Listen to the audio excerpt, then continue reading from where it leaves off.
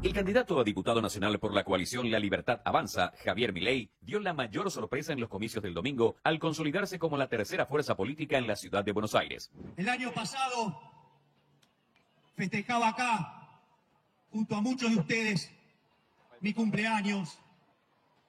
Y en ese momento me comprometía ante ustedes que me iba a meter en política, que iba a dar la batalla en el barro y que íbamos a empezar a lustrar los zapatos para sacarlos a patadas en el culo.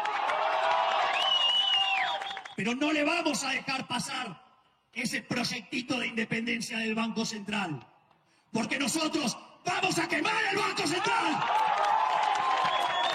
Así, el primer candidato a diputado nacional por la coalición La Libertad Avanza encendió la campaña legislativa y su discurso anti-establishment terminó por dar la sorpresa en las primarias argentinas del domingo, después de convertirse en la tercera fuerza más votada en la ciudad de Buenos Aires, abriendo una nueva opción política radical detrás de la oposición y el oficialismo. Contrario a las cuarentenas, el aborto y políticas medioambientales y a favor de la eliminación de la moneda argentina, el porte de armas, el economista busca instalarse como una figura polarizadora de cara a las elecciones de noviembre. Milei necesitaba superar el 1,5% de los votos para asegurar su puesto en las papeletas de las legislativas y terminó celebrando el 13,6% que obtuvo en la capital argentina, asegurando que la casta tiene miedo, como tilda a la política tradicional. Autodenominado un libertario y anarcocapitalista, Milei defiende la urgencia de un cambio profundo en la economía argentina, rechazando un sistema impositivo y defendiendo una desregulación del sistema financiero, la disminución del gasto público y la reducción de los impuestos, así como la suspensión del funcionamiento del Banco Central. Durante la campaña,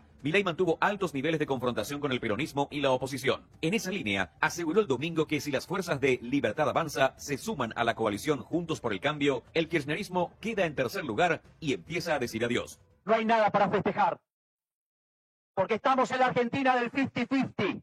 Del 50-50, 50% de inflación, 50% de pobres. Y si no hacemos un cambio de 180 grados, en 50 años vamos a ser la villa miseria más grande del mundo. Por lo tanto, ¡que tiemble la casta política! También es cierto que los números muestran el hartazgo de esta casta política que nos empobrece, donde los únicos que progresan son los políticos. Y aquellos ciudadanos de bien que nos rompemos el lomo laburando, cada vez nos va peor a pesar de estar trabajando cada vez más. Y ese hartazgo queda claro en la baja participación, cada vez es menos. Milei lleva el pelo negro rizado. Dice que para secarlo después de la ducha diaria, solo abre la ventanilla de su coche y deja que lo peine la mano invisible. La misma mano invisible es la que defiende con fervor cuando habla del mercado y el liberalismo. Milei considera al Estado un enemigo y al socialismo el responsable de haber matado a 150 millones de personas. Es economista, pero también un provocador que calienta los programas políticos de televisión. Dice que Donald Trump iba por el buen camino. Asegura que participó del plan económico de Jair Bolsonaro en Brasil y se proclama libertario. Grita y clava sus ojos sin pestañear en aquel que le haga una pregunta incómoda. Considerado un personaje mediático, es ahora fuente de preocupación de los políticos. Milei quiere ser diputado nacional en las elecciones de noviembre y todo indica que lo logrará.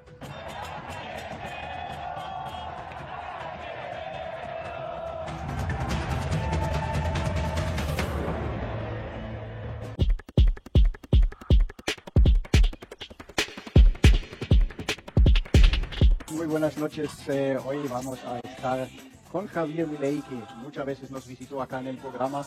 La única razón que no está acá personalmente es porque el regreso a Argentina se le complica. Estamos orgullosos de tenerle, ¿cierto, compañeros?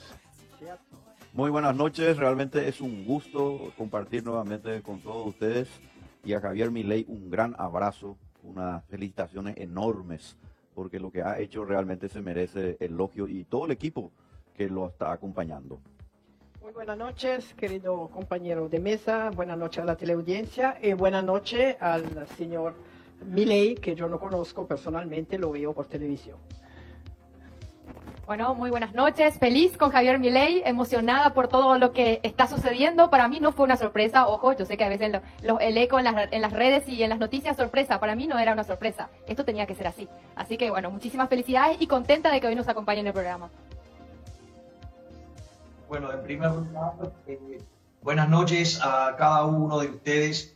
Siempre es un placer y un honor enorme tener esta posibilidad de compartir un rato junto a ustedes y la verdad es que me pone feliz poder estar en este momento charlando con ustedes, y bien como señalaba Carlos, la realidad es que no puedo estar físicamente porque corro el riesgo de que cuando vuelva a Argentina no me dejen o no me dejen volver o fuercen a hacer cuarentena, y entonces diezme mi capacidad de hacer campaña. Por lo tanto, digamos, hoy estoy aquí desde un lado virtual, pero con el corazón junto a ustedes. Para mí realmente ha sido como una cosa de nunca parar el Javier Milei, que maneja él mismo sus redes sociales, donde no sé cómo hace, no sé si dormiste ya, pudiste tener tiempo de descansar un poco, porque realmente lo tuyo es imparable. Bueno, la verdad es que no estoy durmiendo mucho. Hay algunos días que llego a hacer cerca de 12 o 13 horas de medios, por lo tanto estoy fuertemente demandado, y por otra parte las personas que están pendientes de contestación en mi teléfono ya, digamos, pasaron largamente las 500 personas, y creo que en el de mi hermana también está por ese número. Bueno, tenemos un material, ¿nos acompañan a verlo? Adelante. Y vamos que avanzar la libertad.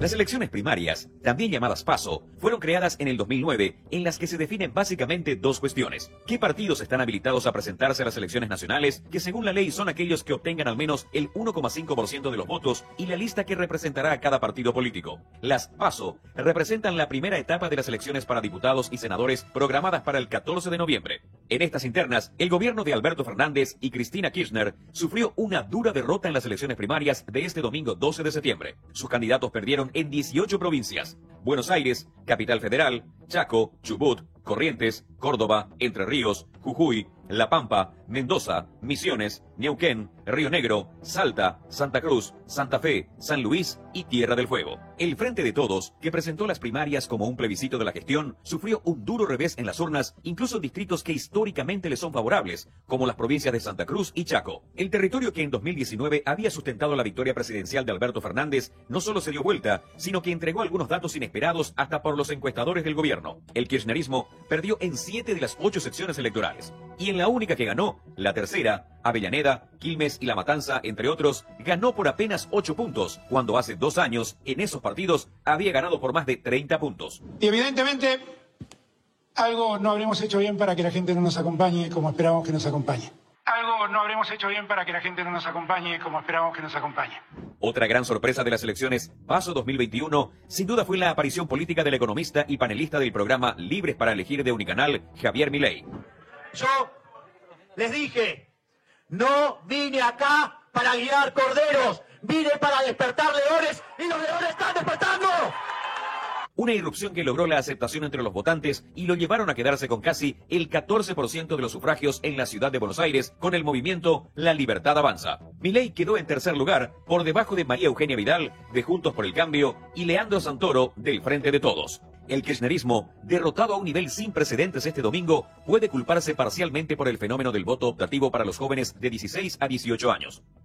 Un sector muy importante de ese grupo, así como aquellos en la franja de los 18 a los 30, permeables a las ideas de Milei y que considera al kirchnerismo un problema y ya no la solución. El mito K, nacido en los rescoldos de la gran crisis de 2001, comenzó a envejecer. La opción para no pocos jóvenes es hoy Milei o la izquierda dura. Otro dato no menor es que los mercados comenzaron a mostrar su beneplácito por el triunfo de Juntos por el Cambio en casi todo el país. La derrota del gobierno generó una nueva ola de optimismo entre los inversores, y tan solo un día después de las votaciones, las acciones de las compañías argentinas se dispararon hasta 17% en la primera jornada post-PASO. La derrota del kirchnerismo no solo fue motivo de júbilo para muchos argentinos, sino para los miles de inversores y políticos en el mundo que volvieron a depositar sus esperanzas en la libertad económica y política de Argentina, sofocada y destruida desde hace años en gran parte por la izquierda. Algo no habremos hecho bien para que la gente no nos acompañe como esperábamos que nos acompañe. Si seguimos con este modelo, sí, de populismo salvaje, en 50 años vamos a ser la villa miseria más grande del mundo. Muy fuerte, y creo que ya estamos muy contentos. Ya le felicité a Javier la misma noche de las elecciones. Javier, si te puedo preguntar, ¿qué tan mal hizo el socialismo que no funciona? Bueno, en realidad el socialismo en todos los lugares donde se lo aplicó ha sido un fracaso. Ha sido un fracaso en lo económico, en lo social, en lo cultural, y además asesinaron a 150 millones de seres humanos. Argentina, por ejemplo, cuando inició su proceso de abrazar las ideas de la libertad con la Constitución de Alberdi y Gorostiaga, desarrollada en 1853 y puesta en marcha en 1860, de ser un país de bárbaro en 35 años se convirtió en la primera potencia mundial, y a mediados de la década del 10, en el siglo XX, Argentina comienza a abrazar las ideas del socialismo, y eso hizo que previo a la llegada de la pandemia, Argentina ya estaba 70 en el ranking del PBI per cápita mundial, y ahora post pandemia Argentina está a 120. Por lo tanto, el caso de Argentina es un caso donde queda claro cómo ir abrazando las ideas del socialismo es una forma de empobrecer. Es más, sin ir más lejos, aún a inicio de la década del 70, Argentina tenía un PBI per cápita más alto que el de Japón, la pobreza era 4%, y en aquel momento el Estado pesaba un 15%, hoy el Estado pesa 45%, y con esa mentira del Estado presente, el Estado te ayuda, en realidad el Estado te hunde, porque la cantidad de pobres en Argentina saltó a cerca del 50%, y no solo eso, sino que además en Argentina más del 10% de la población no le alcanza para cubrir sus necesidades básicas alimentarias, es decir, no le alcanza para comer. Y esto es verdaderamente complicado porque, por ejemplo, el peso del Estado en el sector del campo es 70%. Si uno considera que el campo argentino produce alimentos para 400 millones de seres humanos, significa que el Estado se lleva el alimento de 280 millones de seres humanos. Entonces, ¿cómo puede ser que más de 5 millones de argentinos no les alcance para comer? Bueno, el problema es el Estado. El Estado nunca es la solución. El Estado es el origen de todos los males, de todos los problemas, digamos, que explican la decadencia argentina. Es más, ese 45% que pesa el Estado en la economía argentina, si uno lo corrigiera por la parte informal, ¿sí?, del PBI, que es un 40%, el verdadero peso del Estado en la economía argentina es del 75% para el que está en blanco. Por lo tanto, los argentinos hoy somos esclavos tributarios de una casta política ladrona, empobrecedora, que nos hacen estar cada vez peor. Uno, digamos, cada vez trabaja más para tener mucho menos. Y la realidad es que los únicos que están progresando acá son los políticos. Por lo tanto, el eje central de la campaña de nuestro espacio, La Libertad Avanza, ha sido siempre presentar esta situación de ellos contra nosotros. O sea, los verdaderos enemigos de la población son los políticos, son la casta política, son ellos que son los que tienen los privilegios en detrimento del resto de la sociedad. Te quería preguntar algo, Javier, ¿cómo estás? Nuevamente muchas felicitaciones. ¿Qué tal, Víctor? Un gusto enorme.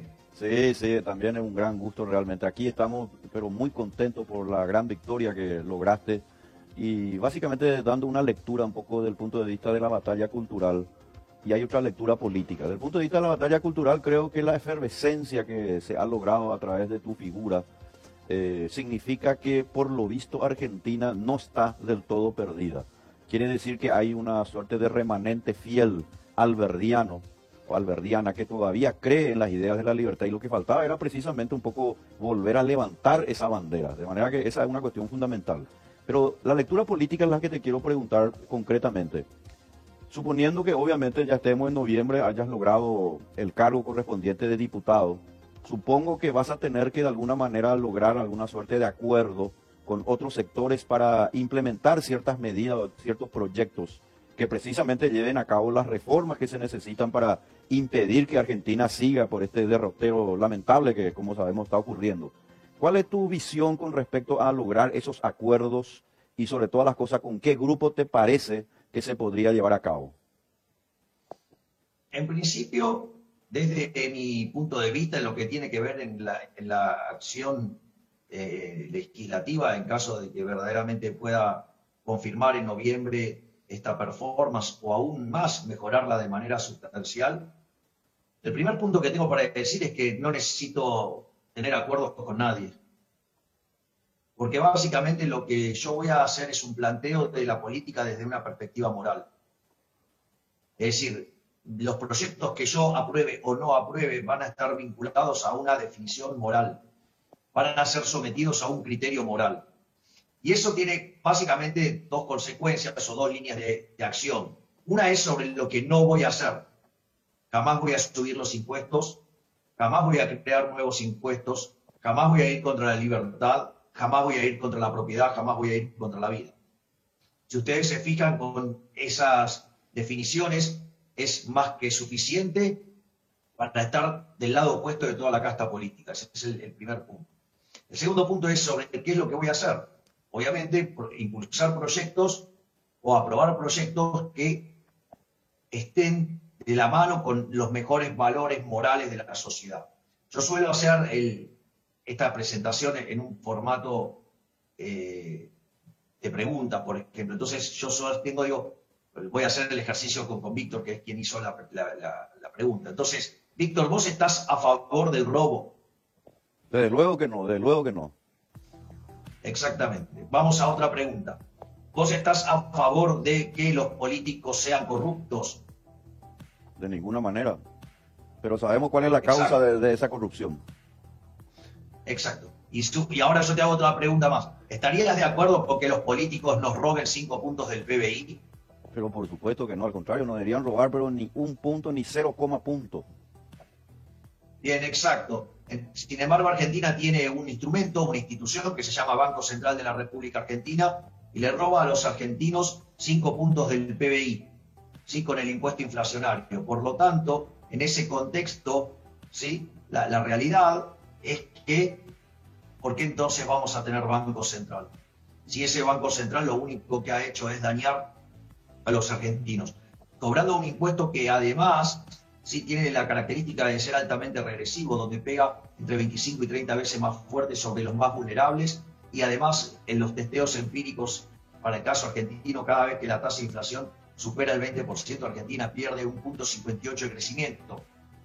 Eso corregido en la historia monetaria argentina desde la creación del Banco Central en 1935. Eso implica que Argentina debería tener un PBI per cápita como el de Estados Unidos, de no haber tenido que sufrir este proceso inflacionario que no es ni más ni menos que la contracara de una espantosa política fiscal. Sí. Muy buenas noches nuevamente, un gusto escuchar y felicito el gran coraje que tenés, porque no todo el mundo tiene el coraje de decir la verdad nuda y cruda de la cara a toda la gente. Yo soy en el rubro ganadero cárnico. Me da pena ver cómo está el campo argentino, cómo está la exportación. ¿Qué piensas hacer si entras como diputado el mes de noviembre, que espero que entres?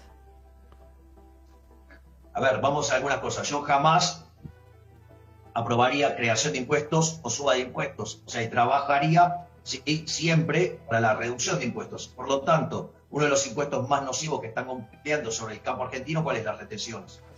Por lo tanto, digamos, trabajaría por eliminar las retenciones. Lo hubiera opuesto en el momento que se implementaron y lo hubiera denunciado a todos los diputados que dejaban pasar eso como verdaderos ladrones expropiadores, porque en el fondo, ¿qué es la retención? Es como que tú vayas a trabajar y yo compulsivamente te saque una parte de tu sueldo. Es un robo. ¿Sí? Fíjate otra cosa más, se ha puesto restricciones a la exportación de carne. Es decir, que el Estado está restringiendo tu libertad de comercializar, porque está diciendo que vos podés comercializar con las personas del mercado doméstico, pero no con las personas de los mercados internacionales, porque no permite que vos obtengas el mejor ingreso, ¿sí? Dadas las retenciones y dados los problemas de controles de capitales en el país. Por lo tanto, esa también es una medida inmoral, que donde además, o sea, está fuertemente relacionada también, digamos, con el control de capitales, que también es otra medida inmoral, que básicamente apunta a aumentar artificialmente la demanda de dinero para aumentar la base imponible del impuesto inflacionario. Por lo tanto, digamos, otra medida inmoral. Entonces, vos fijate cómo cuando vos, el paraguas rector de todo tu análisis es la discusión moral, sirve para dejar en evidencia quiénes son los políticos ladrones. Bien, tenemos que ir a una pausa. Yo me quedé así como que quería hacer una pregunta, pero bueno, enseguida volvemos. Bueno, yo lo que quería hablar con Javier, este tema de que, bueno, sonó mucho, el fenómeno Milei, ¿verdad? Este fenómeno donde aparece una persona, ¿verdad?, que tal vez al principio no tenía muchos seguidores en las redes sociales, hablaba de un tema que tal vez mucha gente no lo entendía, pero empezó así, hablando en redes sociales. Después la gente se empieza a interesar de los temas porque le empezó a tocar el corazoncito, el bolsillo y todo lo que realmente estaba pasando, no solo en Argentina, sino en otros países que seguimos también el fenómeno Milei. ¿Y por qué digo el fenómeno? Porque hizo política y hizo una campaña prácticamente sin sin rubro, porque salió a la calle con un megáfono a hablarle a la gente, a escuchar a la gente, y lo que hoy en día prácticamente no se escucha mucho en campañas políticas. En las campañas que escuchamos hoy en día es que necesitan los políticos endeudarse, los políticos necesitan favores políticos que después tienen que pagar cuando llegan al poder y cosas así. O sea, lo tuyo, te escuché decir, mi campaña es una campaña artesanal. Por eso digo que este fenómeno Milei va a marcar como un antes y un después para esta nueva generación que se despertó y que se dio cuenta que sí, que puede hacerlo, que no es solamente para un sector privilegiado, que cualquiera que no esté de acuerdo con algo puede decir, no, basta, acá me quedo y puedo salir a pelear por esto. Así que, ¿qué vos decís? ¿Qué te dicen los jóvenes? ¿Ya se despertaron? Te lo demostraron, ¿no? Bueno, vos sabés que, Laura, cuando yo termino el acto el primer acto de campaña, que es el que se está viendo en ese momento, que es el de Plaza Holanda, cuando termino les digo, yo no me metí acá para guiar corderos, yo me metí acá para despertar leones, quiero escucharlos rugir el grito de la libertad, y ahí terminamos gritando viva la libertad, carajo. Y en ese contexto fue muy interesante porque cuando hacemos el acto de cierre en Parque Lezama, que duplicamos la cantidad de gente que habíamos llevado a Plaza Holanda, miren cómo estaba Plaza Holanda, imagínense cómo estaba Parque Lezama.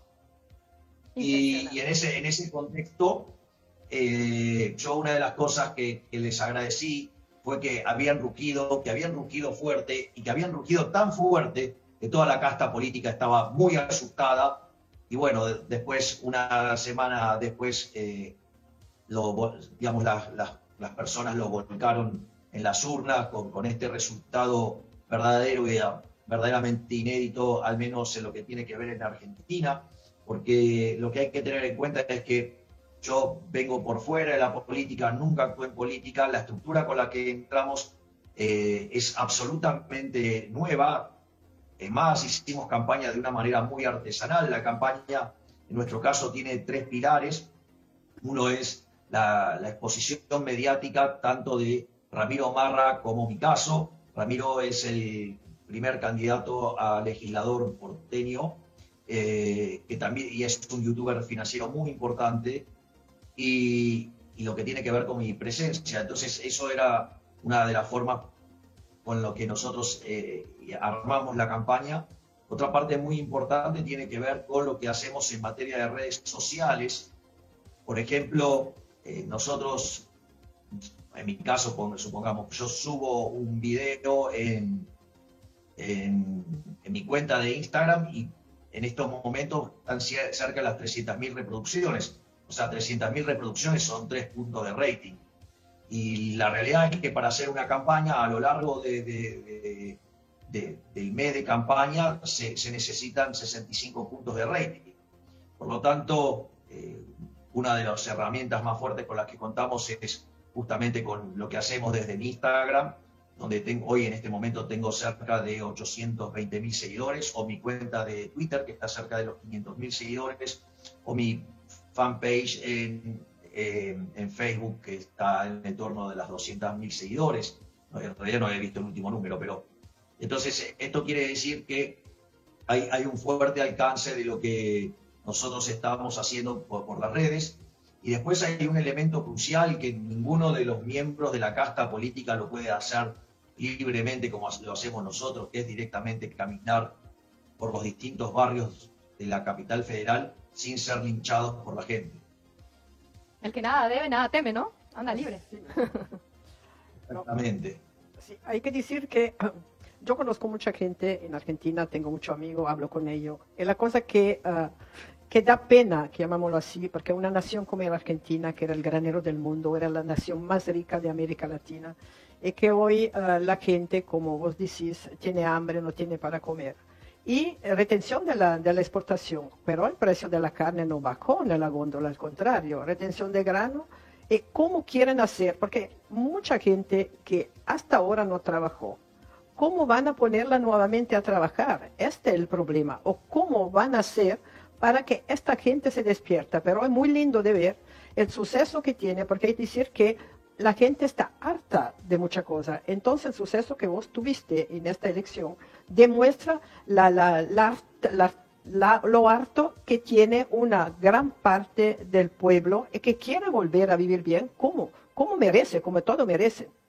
Vos decías aprender a trabajar en los que viven del subsidio. Ahí es que los subsidios no tendrían que existir, porque el socialismo con los subsidios mató al mundo, como decía vos, Milei. Entonces, estamos en esto. Esto es la pregunta que me hago, que me rompo por la cabeza, que no vivo en Argentina ni nada más para saber, porque este ejemplo que hay hasta hoy se está difundiendo también, sobre todo sobre la frontera. Esto no es bueno para nadie, mismo si tengo que reconocer que hace muchos años, gracias a la retención de la exportación en Argentina, pudo crecer Paraguay en la parte cárnica, en la parte de vacuno. Entonces, de un lado tenemos que agradecer, pero del otro lado da pena que mucha gente no pueda, porque si yo tengo que pagar al Estado, no puedo reinvertir y no puedo crecer. Entonces, menos fuente de trabajo y menos producto para exportar también. Bueno, ahí hay un tema muy interesante que emerge de los resultados de las PASO de este domingo pasado, y es que en general los que hacemos este planteo respecto del rol negativo de los subsidios, como en general, digamos, quienes más hacemos el énfasis somos los liberales, ahí hay algunas cuestiones. La primera es la falacia del hombre de paja que utiliza la izquierda, de decir que nosotros queremos dejar a la gente en la calle, lo cual es falso. Nosotros consideramos que el primer ajuste lo tiene que hacer la política, porque los beneficiarios de planes sociales en realidad son víctimas de la presencia del Estado. Ahora, en ese contexto, sí, es interesante, porque lo que sorprendió a toda la casta política es que los mejores registros, los mejores porcentajes en términos de los distintos barrios fue sobre los barrios más postergados de la capital federal, donde obtuve los mejores resultados. Es decir, en franca contradicción a lo que presume la casta política, que tiende a subestimar a los sectores más vulnerables. Y esto, que para ellos es una cosa verdaderamente extraña, para nosotros debería ser absolutamente natural, porque básicamente el liberalismo nació para rebelarse contra el poder tiránico de los monarcas. Y Argentina tiene una democracia fallida, donde básicamente el presidente es un tirano, el Congreso se convirtió en una oligarquía y la justicia no pone freno a todo esto. Por lo tanto, desde mi punto de vista, lo natural era que la revolución empezara justamente en estos sectores, porque básicamente son los sectores oprimidos y son los sectores que lo están dejando sin oportunidades, y que en realidad lo único que se dan cuenta es que cada vez les va peor y cada vez tienen que estar más abrazados a las cadenas y estar besando los pies de sus amos políticos para poder sobrevivir. Y entonces llega un momento que algunas personas despiertan y se dan cuenta que ese no es el camino, y yo creo que eso es lo que ha pasado en la elección presidente que hemos tenido el domingo pasado con las PASO. Bueno, creo que tenemos que ir a un pequeño corte, enseguida regresamos y creo que tengo una pregunta también para Javier. Bueno, yo quería preguntarte, Javier, que en cierto sentido vos sos un outsider de la política como era Donald Trump quizá en su momento, y que me interesaría saber, porque no sigo tanto a los medios de Argentina, ¿cómo te trata la prensa, los medios de comunicación? ¿Se ponen hostil como fue en el caso de Trump o te quieren o más o menos? ¿Cómo ves el escenario? Los medios que viven de la pauta oficial suelen ser muy agresivos conmigo. Okay. O sea, ¿vos pensás que va a ser muy parecido a lo que pasó Trump, que le ataca diariamente, inclusive con cosas que no han cierto? Cuando te perciben como peligro a lo que está hecho hoy día, a lo mejor te viene la misma ola, ¿no?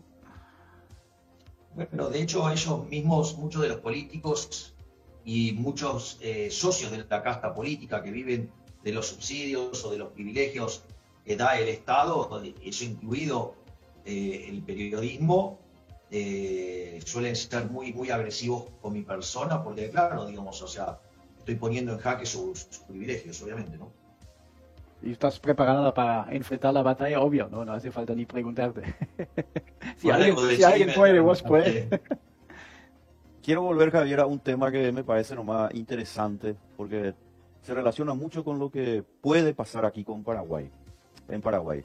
Ocurre que el proceso inflacionario, que como sabemos tiene una causa eminentemente monetaria, así como ya lo comprobó de manera fehaciente Milton Friedman, y mucho antes de luego ya Mises y Hayek lo habían desarrollado, tiene una causa monetaria y es debida, lógicamente, al intervencionismo estatal para de alguna manera financiar los déficits y sencillamente la cantidad de M1, moneda y billetes van por encima, lógicamente, a la cantidad de Producto Interno Bruto. Esto es algo que no hay necesidad, lamentablemente, de explicar mucho, excepto para un mundo que lamentablemente se ha vuelto demasiado populista y excesivamente estatista. La pregunta concreta, Javier, es la siguiente. Yo estoy de acuerdo contigo y siempre creo eso y he escrito también al respecto, que el Banco Central no tiene razón de ser. Ahora tenemos ahí dos caminos, una medida de free banking, una banca libre tipo banca Simmons y directamente, ¿verdad?, una dolarización. En el caso tuyo, en la propuesta que querés proponer al pueblo argentino y tomando en cuenta que Argentina ya pasó por un proceso de hiperinflación, ¿cuál de estas dos propuestas te parece más viable, de luego, para luego ir directamente a una cuestión ya de absoluta economía de mercado, sin interferencias en la política monetaria por parte de los gobiernos? A ver, digamos, si uno fuera al elemento fundamental sobre el cual se sostiene la existencia de un banco central, es para operar como el prestamista de última instancia, por decirlo de alguna manera. Y eso, digamos, solamente existe o es necesario en un contexto donde hay sistema de encaje fraccionario. Por lo tanto, si uno quisiera, es lo que yo quiero hacer, que es eliminar el Banco Central, básicamente la propuesta es primero reformar el sistema financiero, pasando del sistema de encaje fraccionario a la banca Simmons. Una vez que está hecho esto, digamos, se puede pasar a eliminar la superintendencia de entidades financieras y que pasar a un sistema de banca libre donde los bancos compiten libremente. Además, se lanzaría la competencia de monedas, o sea que uno considera que a la luz de la historia argentina, la moneda de los argentinos es el dólar. Una vez que eso está terminado, básicamente el Banco Central lo que tiene que hacer es redimir sus pasivos, donde las tenencias físicas de dólares debería usarlas para rescatar los pesos, y lo que es la deuda del Banco Central tendría que convertirse en títulos públicos que tiene que enfrentar el Estado. Y a partir de ese momento ya no es necesario más tener un Banco Central. La economía podría estar operando en dólares o en la moneda que decidan los argentinos. No habría riesgo de corrida porque la banca Simon justamente es un sistema que separa la banca de lo que es el almacén de valor y la banca de inversión. El almacén de valor es como si fuera una caja fuerte donde los individuos pagan un fee para que su dinero esté guardado en esa caja de seguridad, por decirlo de alguna manera, y que lo puede retirar en el momento que quiere, cuando quiere. Y aquellos que después quieren recibir un retorno sobre sus depósitos, por decirlo de alguna manera, va a la banca de inversión. Y en caso que se diera la situación en la cual un fondo de inversión hace malas inversiones, quiebra el fondo, ¿sí? Se recicla en el precio de los activos que tiene ese fondo, y la pérdida queda encapsulado en esas instituciones de administración financiera y los individuos que decidieron invertir en esos fondos, pero eso no se derrama sobre el resto de la economía y no perjudica al resto de los ciudadanos. Por lo tanto, es un sistema que tiene además la ventaja de eliminar, ¿sí?, con el abuso que es el impuesto inflacionario. Bueno, estuve mirando, a mí me encanta, yo sí sigo todos los medios de comunicación argentinos ya de hace años. Te escucho muy bajo, Laura. Okay. Ahí, hola, ¿bien? Ahí va. Bien, ahí bueno, no. yo sí sigo todos los medios argentinos hace años, me encanta, y sí entiendo quiénes te apoyan, quiénes no, y ya sé, todo empieza a quedar bastante claro, ¿verdad? Y bueno, y entre esos medios me tocó ver justamente el discurso justamente de Alberto Fernández, donde decía él, y digo esto entre comillas, que asumía de que entendía que el pueblo le estaba demostrando de que había cometido unos errores, ¿verdad? Y que bueno, y que él iba como que tratar de subsanar eso. ¿Vos creés que todavía él tiene tiempo de hacer algo bueno por la Argentina, de dejar algo bueno relacionado a su nombre hoy en día? A ver, Argentina es un país que tiene unos desequilibrios macroeconómicos verdaderamente enormes. Tiene un déficit fiscal propio de las grandes crisis de la historia argentina. Tiene un desequilibrio monetario de 10 veces a 1, tiene un desequilibrio cambiario del 80% a pesar de la montaña de regulaciones, tiene un PBI per cápita que, si todo sale bien como espera el gobierno este año, va a estar 15% debajo del 2011, tiene básicamente el mismo salario real que en el 2004 tiene casi 50% de pobres y 10% indigentes. ¿Esto qué quiere decir? La situación de Argentina es extremadamente delicada. Argentina es un volcán a punto de hacer erupción. Y entonces, esto requiere medidas concretas. Entonces, si el presidente Alberto Fernández no hace nada, esto estalla. Si el presidente Alberto Fernández intenta corregir estos desequilibrios con algunas propuestas que emergen de la ala dura de su coalición de gobierno, esto explota también, porque es como tirar nafta al fuego. Querer hacer keynesianismo de déficit fiscal financiado con la emisión monetaria, lo único que va a terminar es un mega desastre.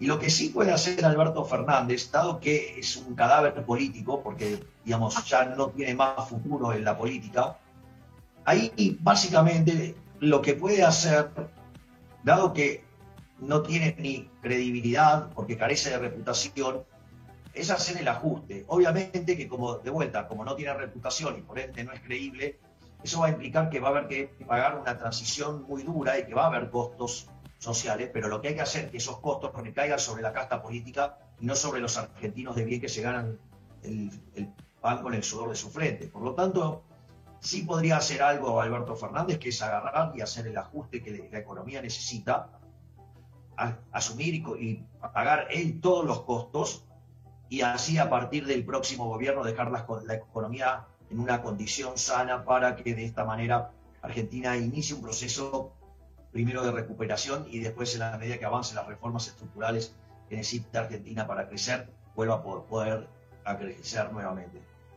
Wow, lo veo difícil, muy difícil. Bueno, pausa y enseguida volvemos con mucho más. Este es un libro fundamental para el caso de los países que tienen lamentablemente prácticamente desequilibrios monetarios, desequilibrios fiscales. Lo esencial de Ludwig von Mises, que fue escrito por uno de sus más grandes discípulos, que es justamente el gran Murray Rothbard. Mises tuvo dos discípulos muy interesantes, Hayek y Rothbard. Pero en este libro realmente está la clave para comprender una economía sana, vigorosa y pujante. Los latinoamericanos, los que estamos en la región de América del Sur y al final todo el mundo, deberían volver sus miradas al liberalismo clásico, al liberalismo de Ludwig von Mises. Este es un libro realmente recomendado. Lo voy a leer. Bueno, uno de los países más ricos posiblemente del mundo fue empobrecido por el socialismo, Venezuela. Otro país, quizá entre los más ricos países del mundo, también en camino a la severa pobreza, Argentina. Y hasta un país tan solvente como Suecia tuvo que abandonar el socialismo porque no les funcionó. Quien piensa que eso en Paraguay nos puede funcionar, quizá debería agarrar un libro de historia. Por suerte vemos una luz de esperanza en Argentina, con gente tan importante como Javier Milei. Quizá podemos todavía dar el 180 con ese. Diga ustedes. El socialismo es muy triste a ver efectivamente cómo reduce los pueblos, porque el socialismo, mucha gente no sabe lo que es efectivamente. Hay que decir que la pobreza se instala cada día más. Y yo felicito a Javier Milei para el coraje que tiene, porque no es fácil entrar en política, no es fácil imponer sus ideas, no es fácil querer cambiar la mentalidad de muchas personas, sobre todo cuando está en un Senado, porque cada uno tiene su idea. Entonces yo le digo, fuerza adelante, porque da pena ver tanta gente que está sufriendo en un país tan hermano como es Argentina. Y yo escucho, lo lamento todos los días de mucha gente, el país no es para esto. Tiene todo para nuevamente crecer y para nuevamente ser un gran país con toda la gente que trabaja y que tiene una entrada para que sustentar bien su familia con todos los bienes que tiene Argentina. Un gusto conocerte. Éxitos. Bueno, para mí realmente Javier Milei que hizo que esta Argentina se empiece a despertar y a rugir como leones, eso se me eriza la piel, realmente es como te puedo decir, una esperanza para nosotros también desde acá de Paraguay, un país hermano como queremos a los argentinos, y que haya esa esperanza de que está siendo realidad, porque no es solamente esa luz hacia allá como antes veíamos, ¿verdad? ¿Será que esto que hace Milei en las redes sociales va a llegar algún momento a causar impacto? Y bueno, lo vimos realmente en la gente, con el votito, yendo a votar.